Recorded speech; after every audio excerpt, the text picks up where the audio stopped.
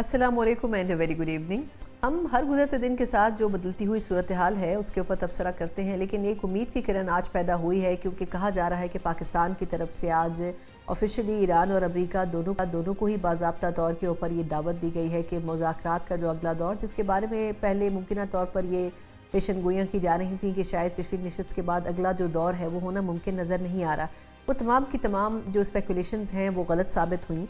اور یہ کہا جا رہا ہے کہ ایران اور امریکہ کو دوبارہ باضابطہ دعوت دی گئی ہے کہ اس ہفتے کے اختتام پر یا اگلے ہفتے کی شروعات میں مذاکرات کا دور رکھا جائے۔ امریکہ کی طرف سے اس کے لیے اس ہفتے کے اختتام کی تاریخ دی جا رہی ہے، لیکن جو بھی امر ہو، اس میں یہ ضرور واضح ہے کہ پاکستان کی خواہش ہے کہ جو 2 ہفتوں کا وقت رکھا گیا ہے فائر بندی کا، اس فائر بندی کے وقت کے اندر ہی مذاکرات کا اگلا دور ہونا چاہیے، اور اگر یہ معاہدہ جس کے بارے میں اب قوی امکانات ظاہر کیے جا رہے ہیں کہ اب اس مرتبہ فریقین بیٹھیں گے تو کسی نہ کسی معاہدے کے اوپر اگریمنٹ ہو جائے گا، اس سے ایسا محسوس ہوتا ہے کہ شاید اب فریقین کی طرف سے اس معاہدے کو کرنے کے بعد ہی نشستوں سے اٹھا جائے، لیکن یہ تمام سینیریو اس چیز کو ظاہر کرتا ہے کہ ایران اور امریکہ نے اپنے اپنے ممالک میں واپس جا کر وفود کی سطح کے اوپر نہ صرف اس کے اوپر برین سٹارمنگ کی ہے، بلکہ کسی حد تک اس کے اوپر دوبارہ سے ڈسکشنز بھی ہوئے ہیں۔ بہت سے معاملات ایسے تھے جس کے اوپر امریکہ یا ایران کنونس نہیں تھے، لیکن ایک باہمی راستہ نکالا گیا ہے، اور اس میں بھی کوئی دو رائے نہیں ہے کہ پاکستان کی طرف سے اس میں ایک بڑا اہم کردار ادا کیا گیا ہے، اور امریکی ذرائع یہ خبریں بھی دے رہے ہیں کہ ممکنہ طور پر پیر کے روز ہی اس قسم کا جو مسودہ ہے جو کہ اس ایگریمنٹ یا میوچل ایگریمنٹ کے قریب پہنچنے والا ہے جو کہ امریکہ کے ساتھ شیئر کیا گیا ہے۔ پاکستان نے اس پورے پروسیس میں جو عرب کنٹریز ہیں ان کو بھی اعتماد میں لینے کا فیصلہ کیا ہے، اور یہی وجہ ہے کہ ہمارے وزیر اعظم پاکستان اگلے چند گھنٹوں میں ترکیہ، سعودی عرب اور قطر کا دورہ کرنے والے ہیں، اور اس کا بنیادی مقصد یہی ہے کہ ان تمام اسلامی ممالک کو اعتماد میں لیا جائے جو کہ اس معاہدے کے اثرات سے مستفید بھی ہوں گے، جنہوں نے اس معاہدے کو یہاں تک لانے میں اہم کردار ادا کیا ہے، اور جنہوں نے اس معاہدے سے پہلے جو جنگی ماحول تھا اس میں صبر و تحمل کا مظاہرہ کیا۔ ان تمام چیزوں کو مد نظر رکھا جائے تو اگلے آنے والے چند دن بڑے اہم قرار دیے جا رہے ہیں۔ اسی حوالے سے پروگرام کے پہلے سیگمنٹ میں ذرا کچھ تفصیلی بات کرنا چاہیں گے۔ بات کر ساتھ موجود ہیں نہ صرف کہ سینئر سیاستدان ہیں بلکہ سابق وزیر خارجہ بھی ہیں، خورشید محمود قصوری صاحب میرے ساتھ موجود ہیں۔ قصوری صاحب، سر آپ کے وقت کا بہت شکریہ۔ سر یہ فرمائیے گا کہ پہلے تو پاکستان مذاکرات کا جو پچھلا دور تھا اس میں دونوں بڑے فریقوں کو مذاکرات کی میز پر لایا، اس کو کتنی بڑی کامیابی قرار دیا جا سکتا ہے، اور اب جس طرح کہا جا رہا ہے کہ اگلی ملاقات بھی عنقریب متوقع ہے، تو اس سے کتنی ایکسپیکٹیشنز ہونی چاہیے سب کی، مطلب دنیا کی بھی اور خود پاکستان کی بھی؟ دیکھیے آلریڈی انڈیکیشنز آ رہی ہیں کہ جو اسلام آباد میں بات چیت ہوئی تو کوئی فیل تو نہیں ہوئی تھی نا۔ وائس پریزیڈنٹ وانس نے کیا کہا تھا؟ انہوں نے کہا تھا کچھ ایریاز پہ اگریمنٹ ہے اور کچھ پہ نہیں ہے، لیکن انہوں نے کہا انفارچونیٹلی نیوکلیئر ایشو پہ اگریمنٹ نہیں ہوا۔ ایرانیوں نے کیا کہا تھا؟ ایرانیوں بھی یہی کہا تھا کہ جی کئی ایریاز میں پروگریس ہے۔ تو اس کے بعد جو ایک اچھا مجھے بہت اچھی جو انڈیکیشن ہے کہ وہ جو سیز فائر ہے وہ کنٹینیو کر رہی ہے، باوجود پریزیڈنٹ ٹرمپ کا ہاٹ اینڈ کولڈ بلو کیے جا رہے ہیں، ایز از ان کا طریقہ کار ہے ویسا ہے، لیکن سیز فائر ابھی تک تو قائم ہے، یہ آپس میں حملے ان کے شروع نہیں ہوئے، اور انڈیکیشنز جو آ رہی ہیں، بلکہ آج نیو یارک ٹائمز کی ایک میجر سٹوری ہے جس میں یہ ہے کہ نیوکلیئر ایشو کے اوپر بھی، کیونکہ پریزیڈنٹ ٹرمپ پہلے واک آؤٹ کر گئے تھے JCPOA سے، ان کے لیے بڑی خفت کی بات ہے کہ اگر وہ اسی چیز پہ اگری کر جائیں، کیونکہ ایران نے تو پہلے کہا تھا کہ وہ نیوکلیئر بام نہیں بنائے گا، اس نے سگنیٹری ٹو NPT، اینڈ اس کے سارے جو پروگرام ہیں وہ IAEA کی انسپیکشن کے تحت ہیں۔ اس کے علاوہ جو ابھی لاسٹ ٹاکس ہوئی ہیں، عمان کے فارن منسٹر میڈیٹر کا رول ادا کر رہے تھے، ان کا بہت لمبا انٹرویو چھپا تھا، اس میں انہوں نے کلیئرلی کہہ دیا تھا کہ ایران واز ریڈی کہ جو بھی مائنر لیول کی وہ انرچمنٹ کرے، جو بھی انرچڈ مٹیریل ہے وہ رکھے گا بھی نہیں اپنے پاس، وہ تھرڈ پارٹی کو ٹرانسفر کر دے گا انڈر IAEA سیف گارڈز۔ تو اس کا مطلب بم تو انہوں نے نہیں بنانا۔ خوب مصیبت یہ پڑ گئی ہے کہ اب پریزیڈنٹ ٹرمپ جو ہیں وہ یہ امپریشن دینا چاہتے ہیں کہ جی میں نے اوباما سے بہتر ڈیل کی۔ امریکہ کا جو انٹرنل پالیٹکس ہے وہ اس سے آڑے آ رہا ہے رستے میں۔ نمبر 2، یہ بھی خبر لیک آؤٹ ہو رہی ہے کہ امریکہ نے ان کو 20 ایئرز کا کہا تھا مورٹوریم کر لو، جس کا مطلب ہے کہ امریکہ نے مان لیا ایران کا یہ پرنسپل کہ it has a right to enrich, یعنی کہ سائنس میں ان کو زبردستی پیچھے نہیں رکھا جا سکتا، یا نیوکلیئر ٹیکنالوجی اس کے بڑے پیسفل یوزز ہیں۔ تو اس پہ وہ نہیں، تو انہوں نے 20 ایئرز کر کے جو خبریں نکل رہی ہیں، اس کا مطلب ہے یہ تو نہیں کہا کہ پرماننٹلی آپ نہ کریں. تو 20 ایئرز سنا ہے، یہ اللہ جانتا ہے سچ ہے غلط، کہ 5 سال چائنا ان ریٹرن امریکہ نے ایران نے کہا تھا. اگر یہ بات ٹھیک ہے تو کوئی مڈ وے راستہ نکل آئے گا، اور اگر کوئی ایسا راستہ نکل آئے کہ تقریباً وہی ڈیل ہو جو جے سی پی او والی تھی پریزیڈنٹ بائیڈن پریزیڈنٹ اوباما والی، اور کچھ شوگر کوٹنگ کر دی جائے جس میں پریزیڈنٹ ٹرمپ وکٹری کلیم کر لیں اور ایرانی بھی کلیم کر لیں، تو میں ہی سمجھتا ہوں جو اسلام آباد ٹاکس کا سب سے بڑا فائدہ ہے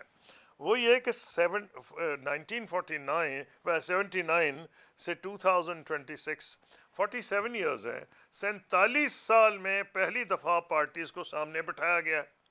47 سال میں پہلی دفعہ پارٹیز کو فیس ٹو فیس جو ان کی باٹم لائنز ہیں اس کا پتہ چلا ہے. اور 47 سال میں جب ایک یہ انسانی فطرت ہے کہ جب آپ کمرے میں اکٹھے ہو، بات چیت ہو، چاہے وہ ڈائریکٹ ہے چاہے انڈائریکٹ ہے، کوئی خبریں تو ایسی آ رہی ہیں کہ اکٹھے بھی وہ ملے ہیں نہ بھی ملے ہوں، تو میرا کہنا سمپلی یہ ہے کہ آپ میں ایک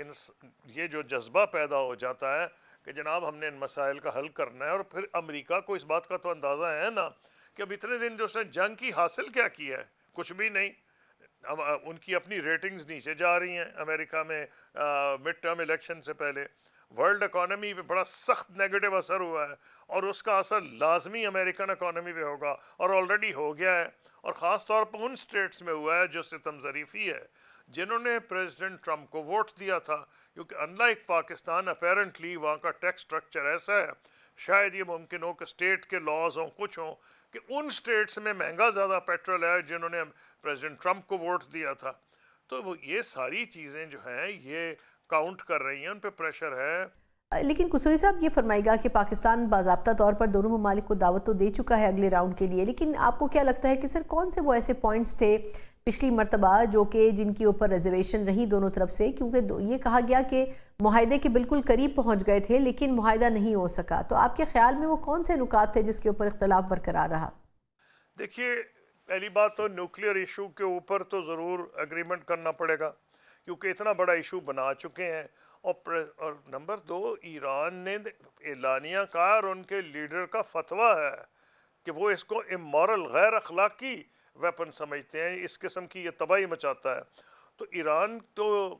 کوئی بھی پرنسپلڈ چیز ہوگی اگری کر جائے گا. اب سوال یہ ہے کہ وہ جے سی پی او اے سے بہتر ہونا چاہیے. اب وہ آپس میں ان کے ایکسپرٹس بیٹھے ہوں گے، یہ خبریں ہیں کہ 5 سال یا 10 سال کا مورٹوریم، مجھے نہیں پتا کتنے سال کا مورٹوریم ہوگا، لیکن خبریں آ رہی ہیں کہ جی انہوں نے بتایا ہے، وائس پریزیڈنٹ امریکہ نے کہا ہے کہ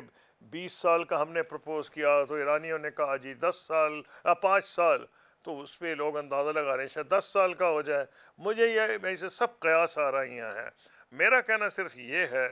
کہ دونوں کو اچیو کر گیا، ٹھیک ہے. امریکہ کو تو حاصل کچھ نہیں ہوا، ایران نے کچھ حاصل کیا لیکن قیمت بہت بھاری ادا کی ہے. اس نے یہ ثابت کیا ہے کہ وہ امریکن پریشر اور اسرائیلی پریشر کو ریزسٹ کر سکتا ہے. اس نے یہ ثابت کیا ہے کہ جو اسرائیل کو یہ گھمنڈ تھا اس کا آئرن ڈوم کو کوئی پینیٹریٹ نہیں کر سکتا، انہوں نے پینیٹریٹ کیا ہے. اگر 10 مارتے تھے 8 رک بھی جاتے تھے، 1-1.5 نکل بھی جاتا تھا تو کافی تھا اسرائیل کے لیے. تو کئی ریڈ لائنز کراس ہو چکی ہیں، اور میرا خیال ہے یہ اندازہ ہو گیا ہے اسرائیل کو اور امریکہ کو.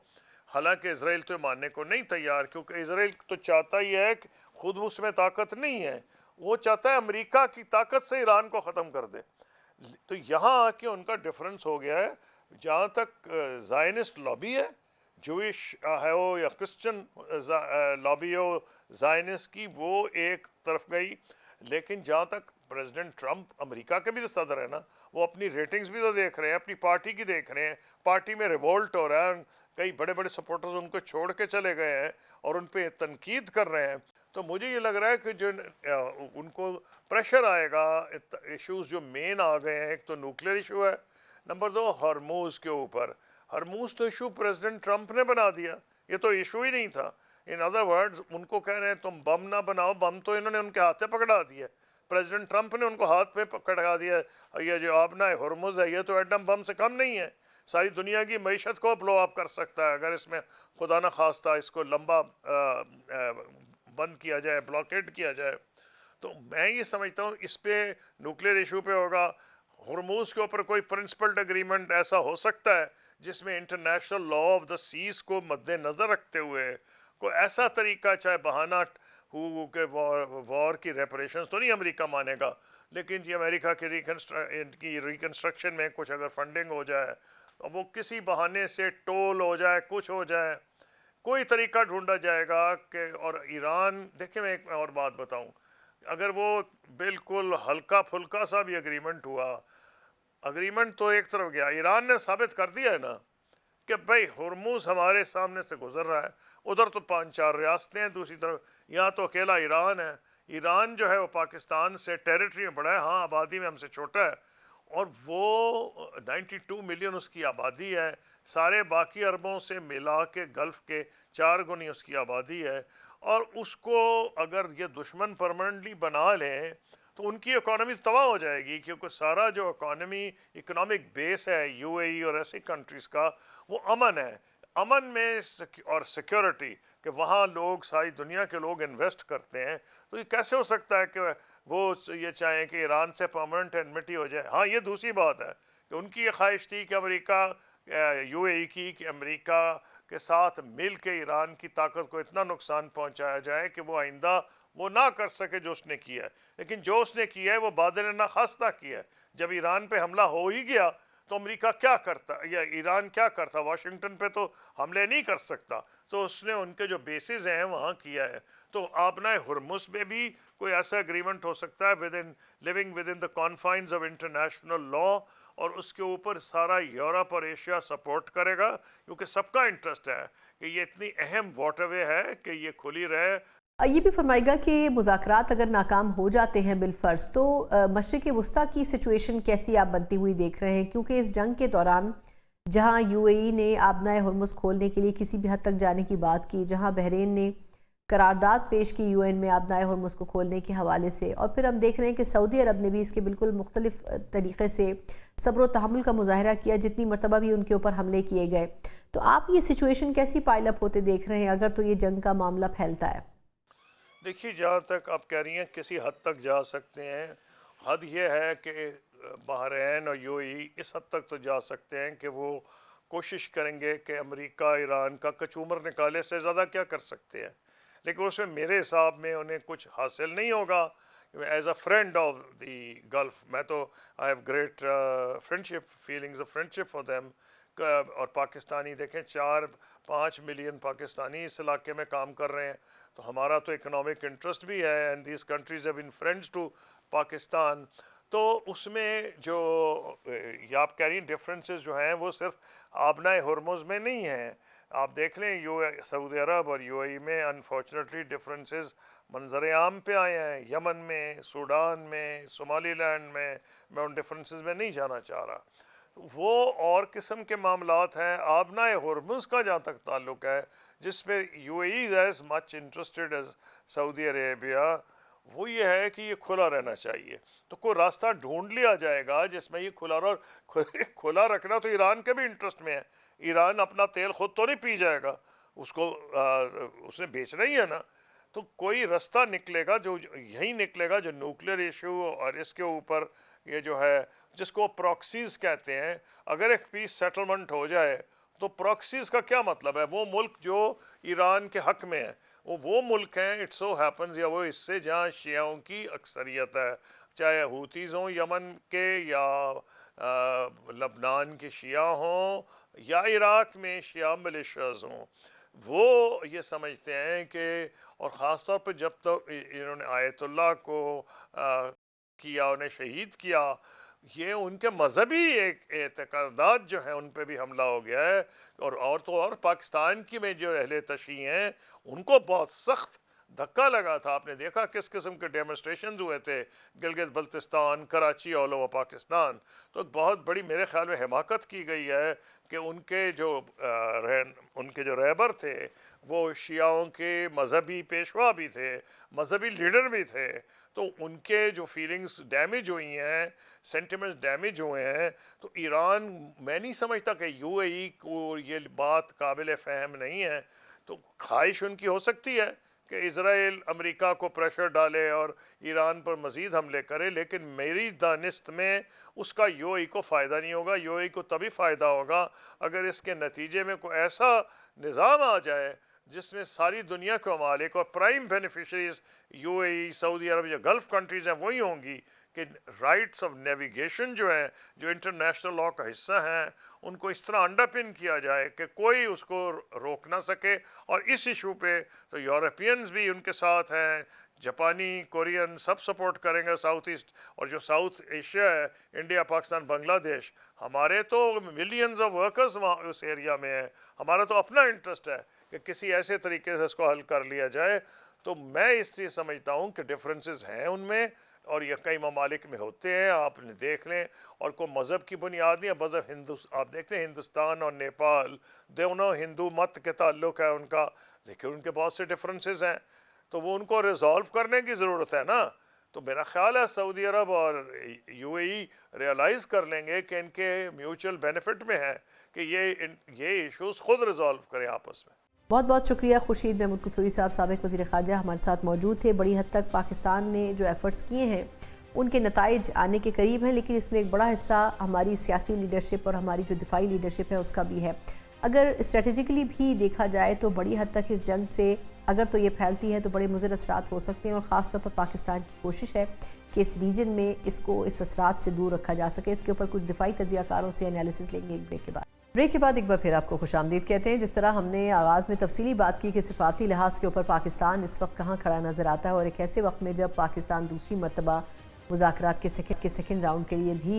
یہ خبریں آ رہی ہیں کہ آفیشلی ایران اور امریکہ سے رابطہ کر چکا ہے. اور اگر دیکھا جائے تو ایران کی طرف سے بھی یہ کہا جا رہا ہے کہ اسلام آباد بہترین آپشن ہے اس قسم کے مذاکرات کے حوالے سے. ایک بڑا کوارڈینیٹڈ ایفرٹ ہم نے ہوتے ہوئے دیکھا پاکستان کی طرف سے جب یہاں اسلام آباد میں ڈائیلاگز ہو رہے تھے، اور اگر دیکھا جائے تو اس میں یقیناً نتائج کی امید بڑی قبل از وقت تھی. بہت سے لوگوں کے دعوے اپنی جگہ، لیکن اب ایسا محسوس ہوتا ہے کہ شاید وہ شروعاتی سیٹنگ تھی اور اب کچھ چیزوں کے اوپر کسی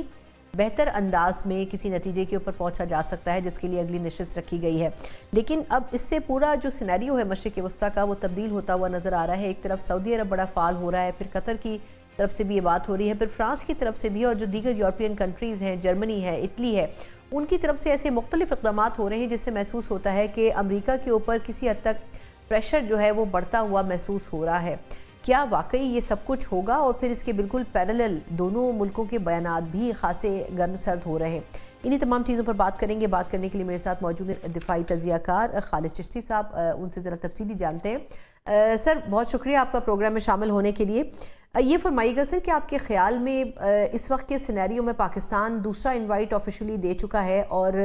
اگر تو امید ایک طرف ہو رہی ہے کہ پہلے تو ایسا لگ رہا تھا کہ شاید کچھ نہیں ہو سکے گا، لیکن اب ایسا محسوس ہو رہا ہے کہ نہیں، بہت سی چیزیں تبدیل ہو سکتی ہیں، اور وہ جو اسپیکولیشن تھیں کہ شاید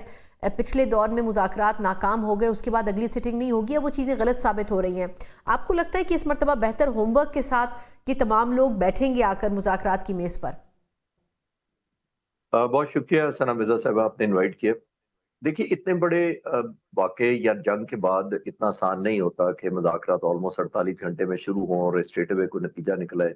پہلی بات تو یہ ہے کہ قدرتی عمل ہے یہ کہ اس طرح کے کانفلکٹس جو اس ہاسٹیلٹی کے لیول پر چلے جائیں، اتنی ڈسٹرکشن ہو. ذرا ویژولائز کریں کہ 49 لیڈر شہید کر دیے جائیں، 168 بچیاں شہید کر دی جائیں، ان کے اس لیول تک جنگ آ جائے کہ انفراسٹرکچر سیولین کو ٹارگٹ کرنا شروع کر دیا جائے، تو ایک ایلیمنٹ آف اینگر بھی بیچ میں شامل ہو جاتا ہے. تو اس کو کول ڈاؤن پیریڈ چاہیے ہوتا ہے نمبر 1. لیکن اس میں کیونکہ ظاہر ٹائم کمپریس تھا، 2 ہفتے کی صرف سیز فائر ہوئی تھی، کے اندر یہ ضروری تھا کہ ان کو جلدی بٹھایا جائے، تو ایک کولنگ پیریڈ ایک نیچرل پروسیس تھا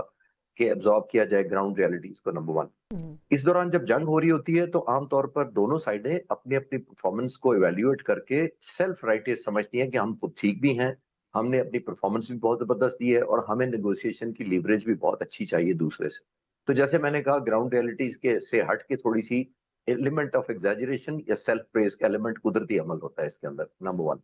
نمبر 2، جب یہ گراؤنڈ ریالٹی ان کو آتی ہے اس وقت زیادہ بہتر کلیئرٹی ہو جاتی ہے جب وہ آمنے سامنے بیٹھتے ہیں. یہ ہم سب کو یاد رکھنا چاہیے کہ اس طرح کے جو جنگ کے بعد بیٹھنا ہوتا ہے یہ ڈپلومیٹک ایفرٹ بڑی طویل ہوتی ہے. یہ نہیں ہوتا کہ یہ کوئی ایونٹ ہے یا کوئی میچ تھا جس کا ایونٹ کا کلوزنگ ہو گئی یا کوئی میچ اینڈ ہوا تو ہم فتح شکست پرسنٹیج سکور یہ اس طرح کی چیزیں عام طور پر ڈپلومیٹک فرنٹ پر نہیں ہوتی. نمبر 1. دوسری ایک اور بہت زیادہ ایگو ایلیمنٹ تھا, سیلف فاؤنڈ کانفیڈنس تھا, جسے میں نے کہا کہ امریکہ کو یہ بیک بائی اسرائیل یہ زون تھا کہ ظاہر ہے ہم سپر پاور ہیں, ہمارے پاس سب سے بڑی ملٹری ہے, لیکن ایران کو ایک کانفیڈنس یہ آتا تھا کہ نیو فاؤنڈ اس کو ایک بارگیننگ لیوریج ملی تھی سروائیویبلٹی کے پوائنٹ آف ویو سے. پھر آپ نے دیکھا 40 دن تک اس نے پروہیبٹیو کاسٹ امپوز کی اپنے دشمنوں پر جس کو وہ سمجھتا تھا, اور پھر ریجنلائز ہو گیا سارے کا سارا ان کی مرضی کے مطابق, ایران کی مرضی کے مطابق. تو پھر ظاہر ہے ایک نیو فاؤنڈ جیسے میں نے کہا ریئلزم ہو جاتا ہے ان کو کہ شاید ہم بارگیننگ بہتر ہے. تو یہ بہت ہی خوش آئند ہے اوور آل کہ اب بھی جیسے میں نے کہا کہ اب کولنگ پیریڈ بھی انکلوڈ ہو گیا ہے آٹومیٹکلی اس ڈیلے کی وجہ سے, ریئلزم آ گیا ہے. اپنے اپنے لیڈرز کو واپس جا کر آئی ایم شیور رجوع کیا ہوگا جو لیڈرشپ یہاں آئی تھی, تو ود پازیٹیو اب آئی تھنک ریپروچمنٹ کی طرف ایک زیادہ بات بڑھے گی. تو ہمیں خوش آئند بھی ہے اور ایک فارچونیٹ کانفیڈنس بھی ہے. پاکستان کے لیے بہت بڑی ایک اچھی خبر ہے کہ اگر سیکنڈ راؤنڈ بھی یہیں پہ ہوتا تو. اچھا, لیکن سر ابھی یہ بھی محسوس ہو رہا ہے کہ ایک تو آپ کو یاد ہوگا پچھلی مرتبہ کہا گیا تھا کہ بہت سے پوائنٹ پہ تقریباً اگریمنٹ ہو گیا تھا, بلکہ کہا گیا کہ جی بہت ہی باریک فرق سے اگریمنٹ ہوتے ہوتے رہ گیا. آپ کے خیال میں ایک تو وہ کچھ جو پوائنٹس جن کی وجہ سے بات چیت نہیں ہو سکی, ویسے تو ہم سب لوگوں سے یہ تجزیہ لے رہے ہیں, لیکن آپ کے خیال میں وہ کیا ہو سکتے ہیں؟ وہ جوہری تنصیبات کو کنٹرول کرنا ہی ہے, یا آبنائے ہرمز کا کنٹرول ہے, یا اس کے علاوہ کوئی لبنان جنگ کے حوالے سے بھی, یعنی میجر آپ کی نظر میں کیا سٹیک ہو سکتا ہے؟ اور دوسرا یہ جو ایران اور امریکہ دونوں یہ کہہ رہے ہیں کہ جی بال آپ کے کورٹ میں ہے, امریکہ بھی کہہ رہا ہے بال ایران کے کورٹ میں ہے, آپ کو ٹیکنیکلی کیا لگ رہا ہے کہ اس میں اصل ڈیسیجن میکنگ کی پاور کس ملک کے پاس زیادہ ہے؟ کون سی اسٹرانگ فوٹنگ پر اس وقت ملک موجود ہے؟ دیکھیے میں نے بھی کل اپنے کوئی جو کانٹیکٹس ہیں کنسرن کوریڈورز میں ان سے بات ہوئی تھی, تو یہ کنفرم ہوا تھا کہ واقعی بہت قریب جا کے تھریش ہولڈ کے, اور جیسے کہتے ہیں کہ لگتا تھا کہ اب آلموسٹ ہو گئی ہے, 2-3 دفعہ ایسی جگہ لگا کہ جہاں یہ ہو گیا ہے, لیکن سم ہاؤ کنڈیشنز جیسے میں نے کہا جس طریقے سے کوارڈینیشن ہو رہی تھی, ڈیمانڈز اپ لفٹ ہو رہی تھی, پھر سم سینسٹیوز بھی تھی کچھ شکوں پر. تو آئی تھنک ایران جہاں تک کمپرومائز کر رہا ہے وہ ایک ہے کہ نیوکلیر ٹائم بارڈ ہونا چاہیے پرولیفریشن کا, کہ اس نے جو ہے وہ 5 سال کا کہہ رہا ہے. پاسبلی سنا یہ کہ امریکہ شاید 20 سال کا کہتا ہے کہ آپ گارنٹی دیں کہ نہیں کریں گے. پھر سب سے زیادہ ایران چاہتا ہے کہ آپ پھر گارنٹی دیں. اگر ہم 20 سال کی بات کرتے ہیں تو اس کا مطلب ہے آپ کیا گارنٹی دیں گے؟ صدر ٹرمپ یا ان کے بعد میں آنے والا کوئی ایسا صدر سمجھے گا, جج اور جوری خود ہی بن کر کہے گا کہ میں دوبارہ حملہ کر رہا ہوں. ایران آئی تھنک زیادہ سینسٹیو ایک ایلیمنٹ آف ایشورنس پہ ہے, نمبر 1. اور نمبر 2 اسٹیٹ آف ہارمز کو اب کیونکہ ایک نیو فاؤنڈ ایڈوانٹیج ہے. اب دیکھیے جب پریزیڈنٹ ٹرمپ نے حملہ کیا تھا تو وہ نہ صرف ایران میں رجیم چینج کرنے آئے تھے, وہ سمجھتے تھے کہ اسٹیٹ آف ہارمز کا کنٹرول بھی آلموسٹ ان کے ہاتھ میں ہوگا. تو یہ تو ان کے ہاتھ سے بلکہ چلا گیا. اور میں اکثر کہتا ہوں کہ یہ آئے تو تھے نیوکلیر بام لینے کے لیے, اس کو اکنامک بام ایران کو ہاتھ دے کے چلے گئے.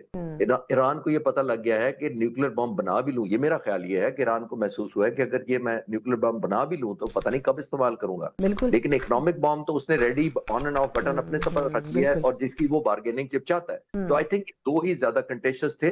حزب اللہ والا تو صرف ایک مور آف اتنا زیادہ ریسٹرکٹنگ نہیں تھی, سوائے یہ کہ نتن یاہو نہیں چاہے گا, وہ چاہتا تھا کہ ہم سب سے زیادہ ڈسٹرکشن اسی ٹائم پہ کر لیں. لیکن آئی تھنک وہ اتنا بڑا کنٹیشنس نہیں تھا جتنا permanent disarming of these proxy forces تھا. یہ ایک ایلیمنٹ تھا overall, not particularly to Hezbollah. صحیح. اچھا, اب آپ کے خیال میں سر یہ جو اگلا راؤنڈ ہوتا ہے ایکسپیکٹڈلی کہا جا رہا ہے کہ شاید اگلے ہفتے کے بعد, یعنی 1 ویک کے گیپ کے بعد شاید یہ ہو سکتا ہے. آپ کے خیال میں پاکستان نے تو, امریکہ بھی کہہ رہا ہے کہ پوری کوشش کی, اب کتنا اسٹرانگلی پاکستان یہ کردار ادا کر سکتا ہے؟ جو ایران کی طرف سے بھی ایک تصویر جاری ہوئی ہے اس میں امریکہ کے نمائندے اور باقی ایرانی جو لوگ ہیں وہ بیٹھے ہوئے بات کر رہے ہیں, تو آپ کے خیال میں پاکستان بھی کیا ایک ثالث کے طور پر انٹروین کرے گا, یا صرف فیسیلیٹیشن ہی تک ہم اپنا کردار محدود رکھیں؟ دیکھیے جتنا جو مذاکرات کرنے میں جو فیسیلیٹیشن کرتا ہے یا نیوٹرل جس کو اس قابل سمجھا جاتا ہے, جتنی اس کی زیادہ کریڈیبلٹی ہوگی نیگوسیشن سکلز کے اندر ہمیں پڑھایا جاتا تھا, اتنا ہی وہ لیوریج بہتر استعمال کر سکتا ہے. پاکستان کی الحمدللہ آپ نے دیکھا کہ دوبارہ بھی ایران نے خواہش کا اظہار کیا کہ ہمیں اسلام آباد, یعنی ہم پریفر کریں گے اسلام آباد میں, تو یہ ایک بہت بڑی اچیومنٹ ہے. ایران کا زیادہ ضروری تھا کیونکہ ایران اگریو پارٹی زیادہ ہے, ایران سمجھتا ہے کہ ہم پر حملہ ہوا ہے, ایران سمجھتا ہے ہمیں وار کی کمپنسیشن چاہیے. تو آئی تھنک ایران کا ایلیمنٹ آف اپنے ذہن میں جسٹیفیکیشن زیادہ ہے. तो दोनों मुल्कों का कन्वर्ज कर जाना ही बहुत बड़ी बात है। लेकिन पाकिस्तान की एक बड़ी चैलेंजिंग पोजीशन भी है। एक तरफ एडवांटेजेस है कि हम पर ट्रस्ट किया गया, जाहिर है बहुत सारी दुनिया को छोड़कर खास तौर पर इंडिया की बहुत रिलेवेंस हो सकती थी, लेकिन वो तो तारीख का हिस्सा है कि वो नहीं हो सकी। तो पाकिस्तान को एक तरफ एडवांटेज है नंबर वन, दूसरी तरफ चैलेंजिंग है। चैलेंजिंग जैसे मैंने कहा, एक तरफ देखिए हमारा ईरान है, नेबरिंग मुल्क है, बड़े करीबी ताल्लुकात हैं, जीसीसी के ममालिक से हमारे बड़े अच्छे ताल्लुकात हैं, खास तौर पर सऊदी अरब है, उनका कंफर्ट लेवल देखते हुए देखें आपने, हमने अपना कॉन्टिजेंट आर्म फोर्सेस का डिप्लॉय किया है। तो ये एक थिन लाइन मेंटेन करना कि एक दूसरे को ट्रस्ट ये डेवलप करना कि एक से हमारी एफिलिएशन या दोस्ती at the cost of other नहीं है,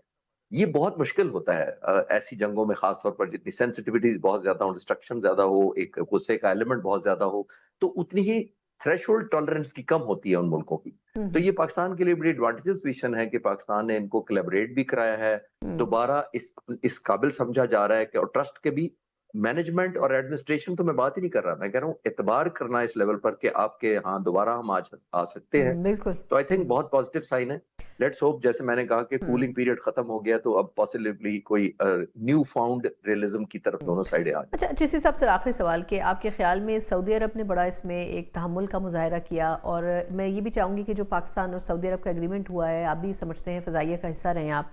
तो आपके ख्याल में एक तो उस एग्रीमेंट की टाइमिंग बड़ी इंपॉर्टेंट है। मतलब कई लोगों के जहन में ये सवाल है कि एक तरफ हम मुज़ाकरात करवा रहे थे और उसी सिनेरियो में हमने जाके वो बड़ा इंपॉर्टेंट मुआहदा भी किया दिफा के लिहाज से, तो आपके ख्याल में उसके बाद अब पाकिस्तान की पोजीशन कितनी तब्दील हो गई है? और दूसरा,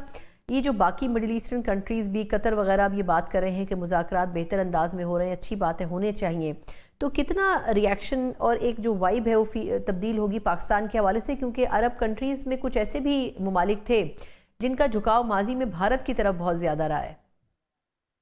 जी देखिए, पाकिस्तान के लिए बहुत बड़ा चैलेंजिंग था, जैसे मैंने पिछले सवाल के जवाब में अर्ज किया, लेकिन ये पाकिस्तान को क्रेडिट जाता है कि पाकिस्तान ने ईरान को भी एक कन्विंस किया कि हमारी ऑब्लिगेशन है सऊदी अरब के साथ जो डिफेंस पैक्ट है उसके तहत हमारे जो स्क्वाड्रन डिप्लॉय हुआ है, एसेट्स डिप्लॉय किए गए हैं,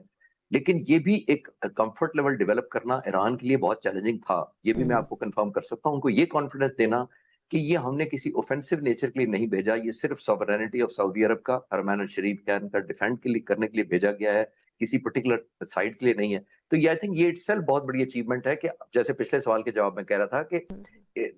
ये जो डिप्लॉयमेंट या जो सपोर्ट है वो वन साइडेड नहीं है और हमें किसी एक तरफ नहीं डालती, ना हम एक से दोस्ती का मतलब दूसरे से नाराजगी या दुश्मनी नहीं है। तो आई थिंक जैसे मैंने कहा, ये थ्रू आउट चैलेंजिंग रहा है। अभी भी मोर ऑफ स्टेट्समैनशिप हमारी जो रही है, आई थिंक वो मैच्योरिटी पूरी दुनिया एक्नॉलेज भी कर रही है, तुर्की भी कर रहा है, और इसी तरह आपने देखा कि पूरी दुनिया के तमाम बड़े बड़े लीडर्स ने पाकिस्तान को कॉल करके हमारी लीडरशिप को ना सिर्फ अप्रिशिएट किया बल्कि इनडायरेक्टली और डायरेक्टली सपोर्ट भी अपनी ऑफर की है। तो उम्मीद रखनी चाहिए कि जो हमारा न्यू फाउंड हमारी एक रेलेवेंस दुनिया में बनी है, इसमें और वैल्यू ऐड। बिल्कुल ठीक, बहुत बहुत शुक्रिया सर आपके कीमती वक्त के लिए। रिटायर खालिद चिश्ती साहब हमारे साथ मौजूद थे। दिफाई लिहाज से पाकिस्तान ने एक बड़ा संग मील सऊदी अरब के साथ मुआहदा करके भी अबूर किया है, लेकिन दूसरी तरफ हम देख रहे हैं कि पाकिस्तान सिफारती महाज के ऊपर भी भरपूर कोशिशें कर रहे हैं। और आज जिस तरह ये चीज़ें वाज़ेह हो रही हैं कि एक तरफ पाकिस्तान ने ईरान और अमेरिका को दोबारा दावत दी है अगले दौर के लिए मुज़ाकरात के, वहीं ये भी कहा जा रहा है कि प्राइम मिनिस्टर साहब उस अगले सेशन से पहले, यानी कि आने वाले चंद दिनों में सऊदी अरब, कतर और तुर्किया का दौरा करने वाले हैं, और ऑब्वियसली उन ममालिक को एतमाद में लेने की एक कोशिश का ही ये सिलसिला होगा। इसी के ऊपर ज़रा तफसीली कुछ सियासी तजिया लेंगे एक ब्रेक के बाद। ब्रेक के बाद एक बार फिर आपको खुश आमदीद कहते हैं, जहाँ हम देख रहे हैं कि वज़ीर-ए-आज़म पाकिस्तान आज सदर पाकिस्तान से भी मिले और उनको भी इस पूरी डेवलपमेंट के हवाले से एतमाद में लिया गया, और फिर उन्होंने वफाकी काबीना का भी इजलास कंडक्ट किया। ऐसा लग रहा है कि पाकिस्तान के अंदर रहते हुए वज़ीर-ए-आज़म साहब तमाम इंपॉर्टेंट स्टेक होल्डर्स को एतमाद में लेने की कोशिश कर रहे हैं। अपोजिशन की तरफ से गुज़िश्ता रोज़ भी वैसे ये शिकायत की गई थी कि अपोजिशन को इसमें ऑन बोर्ड रख लिया जाता तो क्या ही अच्छा होता, लेकिन चलें अब आगे चलकर मामलात उसमें किसी हद तक वाज़े होंगे। लेकिन अब वज़ीर-ए-आज़म साहब न सिर्फ ये कि तुर्किया, कतर, बल्कि सऊदी अरब, इन तमाम ममालिक का कंबाइनली दौरा कर रहे हैं, और बुनियादी मकसद इसमें ये महसूस होता है कि शायद उनकी भी ये कोशिश है कि उन तमाम ममालिक को इन मुज़ाकरात के अगले राउंड के हवाले से जो कि एक्सपेक्टेड हैं अगले हफ्ते या इस हफ्ते के अख्ताम पर, लेकिन उसमें एतमाद में लेना बड़ा ज़रूरी है। ये तमाम वो मिडल ईस्टर्न कंट्रीज़ हैं और ख़ास तौर पर तुर्किया भी, जिसने इस मुज़ाकरात को फैसिलिटेट करने में अहम किरदार अदा किया है। लेकिन पाकिस्तान की पोजीशन और दोनों ममालिक ईरान और अमेरिका की पोजीशन किस लिहाज से मुख्तलिफ है, पाकिस्तान अपना जितना भी सालिसी का किरदार कर ले, लेकिन दोनों फरीकैन इस पर किस हद तक रजामंद हो सकते हैं, इसके ऊपर कुछ हम पॉलिटिकल एनालिसिस भी लेने की कोशिश करेंगे। इस सेगमेंट में हमारे साथ मौजूद हैं सीनियर सहाफ़ी आमिर ज़िया साहब। ज़िया साहब सर, बहुत शुक्रिया आपके वक्त का, बड़े अरसे बाद सर आपने प्रोग्राम के लिए वक्त निकाला। सर ये फरमाइएगा कि प्राइम मिनिस्टर साहब अब सऊदी अरब भी जा रहे हैं और गालिबन कतर और का भी उसमें इजाफा कर दिया गया है कि वहाँ का भी विज़िट करेंगे। मिडल ईस्टर्न कंट्रीज़ को एतमाद में लेने के हवाले से पहले भी बड़े एफर्ट हुए थे, लेकिन आपको याद होगा कि यूएई का भी स्टांस ज़रा मुख्तलिफ रहा और बहरीन ने तो करारदाद भी यूएन में पेश कर दी। इस मरतबा कितने मुख्तलिफ तरीके से सर मिडल ईस्टर्न कंट्रीज़ इस मामले को देखेंगे, ख़ास तौर पर पहले मुज़ाकरात के दौर के बाद? देखिए, एक बात तो समझने की है कि बड़ा पुरानी जो है मुखासमत है ईरान की और अरब दुनिया की, और उसमें मतलब बरसा बरस तक जो है ईरान पे इल्जाम लगता रहा है कि जी उसने मुख्तलिफ प्रॉक्सीज को जो है सपोर्ट किया है, उसमें चाहे वो हिजबुल्लाह हो, चाहे और उनके ग्रुप्स हों, हूतीस के ग्रुप हों, और उसकी वजह से जो है उनकी कार्रवाइयाँ जो है वो बाज़ अरब ममालिक या जो वहाँ की हुकूमतें थी उनके खिलाफ भी रही। तो आपको तारीख के तनाजुर में आपको देखना चाहिए इस चीज़ को। और ये जो इत्मीनान होता है, इसी तरह ईरान को भी शिकायत है अरब वर्ल्ड से, दोनों तरफ से है, तो एकदम इत्मीनान सादी फौरन नहीं होती है। अब लेकिन जो एक बड़ा मसला आ गया है कि अपना हरमुज के ऊपर जो ईरान की ख्वाहिश है कि जी वो एक टोल ले, राहदारी ले, जो भी वहां से जहाज गुजरे, तो वो मेरे ख्याल में जो उस अरब दुनिया है उसके लिए या बैन अवी बरादरी के लिए वो चीज जो है एक काफी कबूल करना मुश्किल काम होगा, क्योंकि वो फिर जो बैन अवी नेविगेशन के जितने असूल हैं वो तब्दील करने की बात हो रही, क्योंकि जो स्ट्रेट्स हैं, आबनाएं होती हैं, वहां से गुजरगाह चाहे वो सिंगापुर की हो, मलाका की हो, और जगहों की, तो वहां पर आप टोल नहीं दे रहे होते, आप आराम से गुजरते, क्योंकि ये कोई मैन मेड जो है किनाल नहीं है जैसे कि स्विस थी, या आप उसकी पनामा किनाल की बात करें। तो यहाँ पे लेकिन एक और यहाँ पे पेचीदगी है, क्योंकि अपना हुर्मुज़ जो है बहुत ही तंग है, एक जगह पर 21 किलोमीटर की है, तो वो जो 12 नॉटिकल माइल का एक हक तस्लीम किया जाता है किसी भी रियासत का कि जी उसका पानियों के ऊपर उसका हक होगा, तो वहां पर जो है ओमान और ईरान जो है एक दूसरे के मद्दे मुकाबिल आ जाते हैं, और वो ज़ाहिर है कि फिर एक बीच का सेक्शन ऐसा होता है कि जिसपे दोनों जो कहते हैं कि जी हमारा है ये पानी। तो जो 27 फरवरी 2026 तक सना साहिबा पोजीशन थी वो ये थी कि आप बगैर बिला खौफ खतर जो थे गुजर जाते थे इन तमाम जगहों से। अब जो है ईरान जो है अगर टोल लेता है तो वो मेरे ख्याल में एक नई पेचीदगी है, और ज़ाहिर है कि ईरान इसको बार्गेनिंग चिप के तौर पर इस्तेमाल कर रहा है। हो सकता है कि उसकी फाइनल पोजीशन ना हो, ये अभी हम नहीं कह सकते, लेकिन अगर वो फाइनल पोजीशन हो जाती है, बाज़ औक़ात जब आप बहुत ज्यादा कमिट करते हैं अपने आप को किसी इशू के साथ, तो फिर वहां पे आपको जमना पड़ता है। तो वहां पर जो है मैं समझता हूँ कि जो एक जौहरी प्रोग्राम पे ईरान के इतराज है वो तो है ही है, उसमें एक ये नई पेचीदगी आ गई जिसको हल करना जो है जरा सा मुश्किल काम मुझे नजर आ रहा है फिल वक्त जो मूड है जनाब। जी बिल्कुल ठीक, परफेक्ट। अच्छा सर, ये जो अभी खबरें आ रही हैं कि अगला मरहला गालिबन, वैसे तो अमरीकी अखबारात और अमरीकी सहाफ़ी या CNN वगैरह कोट कर रहे हैं कि गालिबन जुमेरात हो सकता है, लेकिन आपने जो पॉइंट आउट कर दिए कि चंद एक मसाइल हैं जिसके ऊपर बहस हो सकती है, लेकिन अगर मुज़ाकरात हो जाते हैं तो आपके ख़्याल में इससे रीजन में पाकिस्तान की पोजीशन किस हद तक तब्दील होगी? क्योंकि पाकिस्तान के बारे में लोग, तो आपको याद है आखिरी दिन तक स्पेकुलेट कर रहे थे कि जी ईरान का वफ्द नहीं पहुँचेगा पाकिस्तान, अमरीकी नायब सदर वापस चले जाएंगे रास्ते से ही, तो ये सिचुएशन को तो बिल्कुल तासुर को रद्द किया इन्होंने, लेकिन पाकिस्तान कितनी कामयाबी इसको अपनी समझेगा इस सिफारती लिहाज से? देखिए, पाकिस्तान ने यकीनन बड़ा एक मजबूत किरदार अदा किया है। इसने जो अपनी एक यूनिक पोजीशन थी कि अमेरिका के साथ भी इसके बेहतर ताल्लुकात हैं, और ट्रम्प इंतजामिया जो है बाज़ मामलात पर पाकिस्तान पे एतमाद करती, पाकिस्तान की मौजूदा क़यादत पे। इसी तरह ईरान जबकि एक तन्हाई का शिकार है, पाकिस्तान उसके साथ भी जो है हमसायगी का हक निभाया है। फिर बैक वक्त पाकिस्तान के सऊदी अरब से भी अच्छे ताल्लुकात हैं, चीन भी हमारे स्ट्रेटेजिक पार्टनर है, तो पाकिस्तान ने अपनी पोजीशन को जो है बड़ा अच्छा लिवरेज किया है। मगर हमें ये समझना होगा कि पाकिस्तान कार्य खैर में ये काम नहीं कर रहा है। अमन में जो दुनिया के दीगर ममालिक हैं उसी तरह पाकिस्तान का भी बहुत बड़ा मफाद है, क्योंकि अगर खुदा ना खास्ता जंग दोबारा छिड़ती है, ये तब्दील होती है, तो उसका मतलब ये होगा कि उसका मुतासिर तो हम सब होंगे, पूरी दुनिया मुतासिर हो रही है उससे, क्योंकि ये उस तरह की लड़ाई नहीं है कि जहां पर जो है कि कोने में दुनिया की हो रही है और बाकी कहीं पे असर नहीं आ रहा, क्योंकि यहाँ से जो है 20 से 25% दुनिया का तेल और गैस का सप्लाई होती है, तरसील होती है अपने हुर्मुज़ से, तो पाकिस्तान में मुतासिर होने वालों में तो हर पाकिस्तानी का भी स्टेक है कि भाई अमन हो जाए, और मतलब जंग की जगह जो है बातचीत से, सिफारतकारी से जो है मसाइल हल हों, क्योंकि अगर खुदा ना खास्ता जंग दोबारा होती है तो आपको सिर्फ तेल की महंगा दामो तेल ही का खतरा नहीं होगा, हो सकता है कि शॉर्टेजेस हो जाए, کمی ہو جائے تیل کی، اور اگر تیل کی کمی ہوتی ہے تو پھر